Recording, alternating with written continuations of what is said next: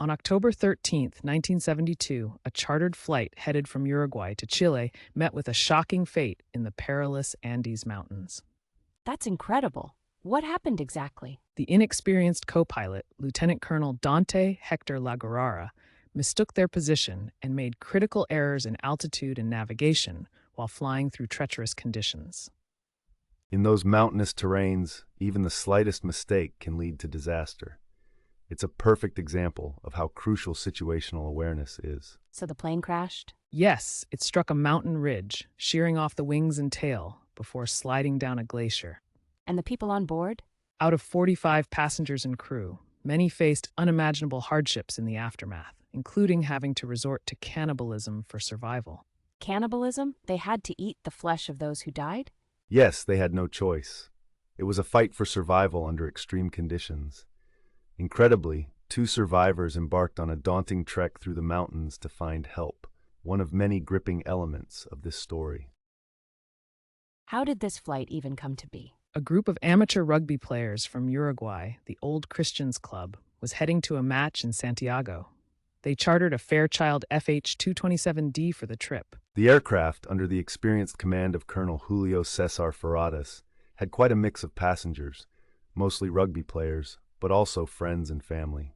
That sounds like a fun trip before it turned disastrous. Indeed, but they faced challenges even before takeoff. A storm forced them to spend an unintended night in Mendoza, Argentina, waiting for better weather. An interesting point here is the decision-making around routes. Even with the right experience, the crew opted for a longer, less risky route instead of a direct path over the Andes due to the weather conditions.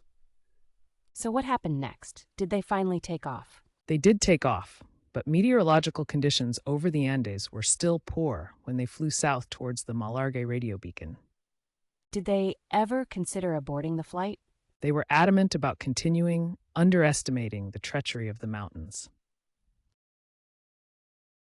So what were the conditions like when they were flying? They faced heavy cloud cover, which made it tough for the pilots to visualize the mountainous terrain. The aircraft had a reputation as a lead sled. It lacked power compared to other aircraft, posing a real risk during such challenging flights. What about the pilots? Did they not realize they were too low? They miscalculated their location and made a crucial navigation error. Just minutes from crossing into Chile, the pilots were unaware they were still over the Andes. That sounds intense. The ground collision alarm sounded, warning the crew. But by then, it was too late. They were already descending too fast. So what actually happened at the moment of impact? The aircraft collided with the ridge, tore off its wing, and spiraled down.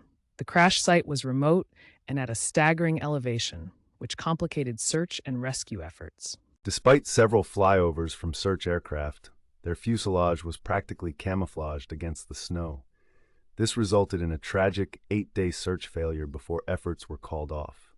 8 days? What did the survivors do in that time? They faced bleak conditions, trying to survive freezing temperatures and dwindling supplies.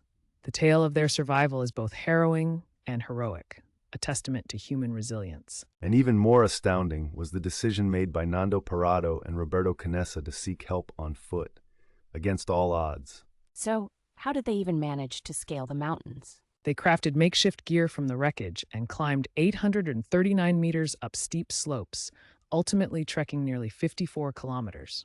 What a journey. Did they find help? Yes, but the story isn't over yet. Their adventures after they found help are just as remarkable. Prepare for plenty of twists ahead.